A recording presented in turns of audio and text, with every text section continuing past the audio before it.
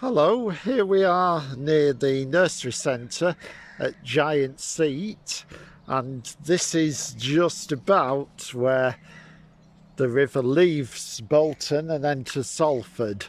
Clifton Country Park is just a bit further on past the nurseries. This stretch going back here towards Ringley is not the nicest stretch because it goes right past the sewage works. There is a lane you can walk, but you can't actually see the river from the lane, so we've decided to jump this section if you like, and we'll see you again at Clifton. And here you eventually come down to the River Irwell. Nice, wide and serene here, running down from Ringley, and we're following it this way back into the environs of the country park. So we might actually be sharing this bit of footage between two videos, so I'll try and bear that in mind. You'll remind me if I start making mistakes, won't you, Simon? If you look at the river too long, you'll see the bodies of your enemies flow by. A little further on, the Irwell takes a very graceful curve across to a footbridge, and you can see the gravel has formed a bit of an island here. Very nice spot.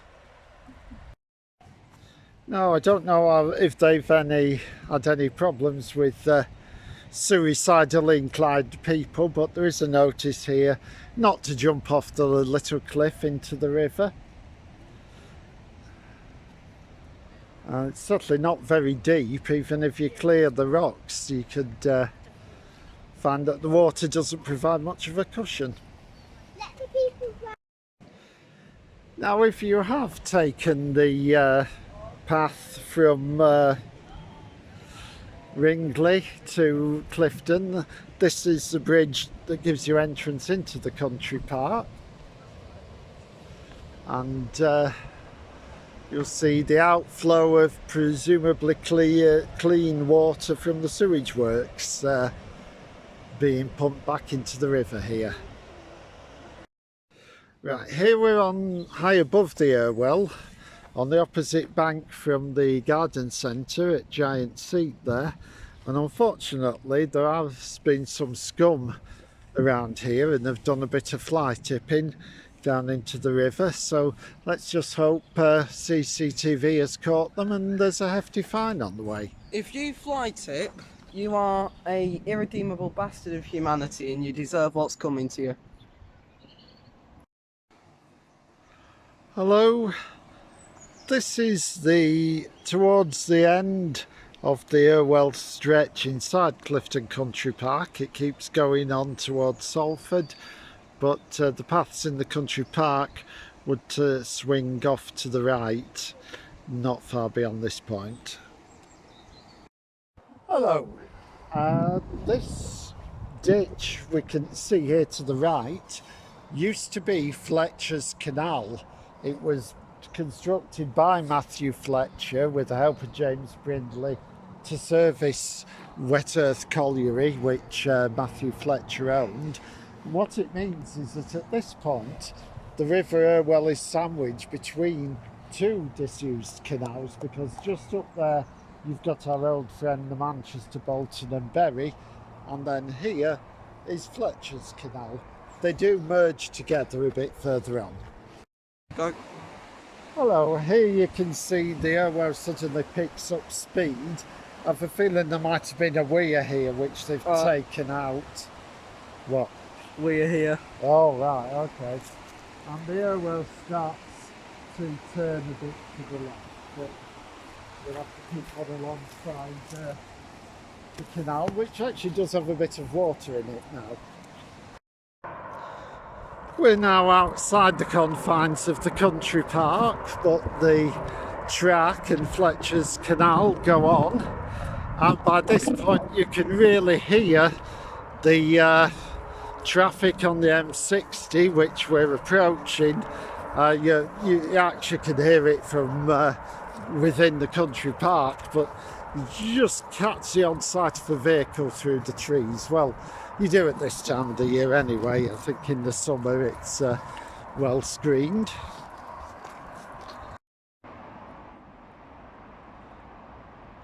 Hello, and as you can see, we're now at the point where the M60 crosses the River Irwell on this not particularly visually impressive but structurally sound viaduct.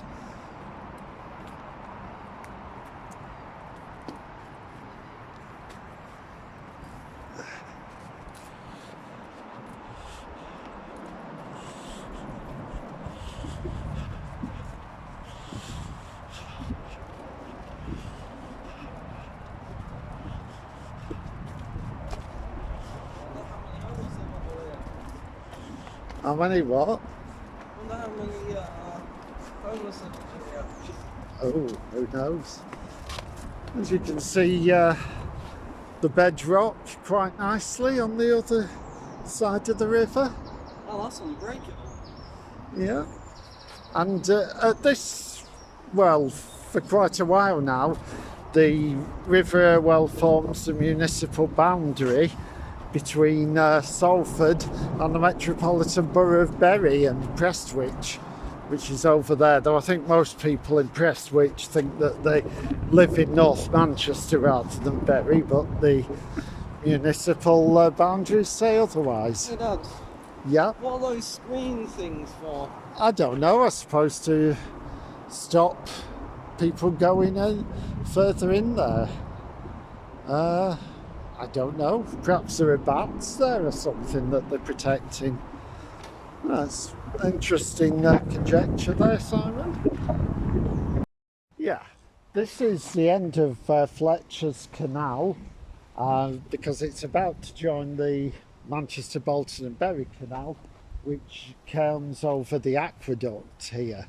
This is the only bridge over the Irwell for quite a distance, so if you're planning a walk, this is an important point, and hopefully the scenery will improve a bit slightly. We just had to come past this industrial premises, which really squeezes you onto a narrow path between that and the Irwell, but we're coming to a more open stretch now. Hi, so now I'm actually on the aqueduct, looking back up towards the M60 in that direction. There's no water in the canal at this point, and if you look over across the other side of the bridge, you get your first sighting of 13 Arches, the impressive viaduct at Prestwich, which carried the Clifton Junction to Radcliffe Bridge Railway, but we'll have a closer look at that in a short while.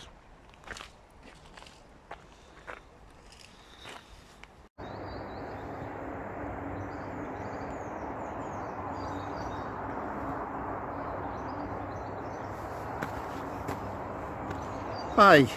Well, once you get to the aqueduct, the best policy is to cross it and follow the Irwell on the Bury side. The best scenery is definitely on this side, and you'll soon come to the 13 Arches viaduct, which, as I mentioned, carried the old Clifton Junction to Radcliffe Bridge Railway. You're not supposed to get on top of it, but to judge from some Urban Explorer videos, there is a gap in the fence, and if you don't care too much about walking along a dangerous derelict structure, I think you can get onto it. But anyway, it's still an impressive feature. It must have taken a lot of work, and it also marks the point where you enter what's known as the Prestwich Forest Park, where a number of individual parks were linked together and new signposting put in. I'm not sure how well it's been maintained at the moment, but certainly the signposts in it are very helpful still. Hello. As you walk through Prestwich Forest Park. It's an easy walk, hard track with the Irwell down on your right. But looking back to the viaduct, you get this lovely view of the arch over the river itself, and from this angle, of course, it just looks like a one single span bridge. You don't see any of the other arches, so that's quite a nice contrasting view. And pity about the pylons, but you can't have everything.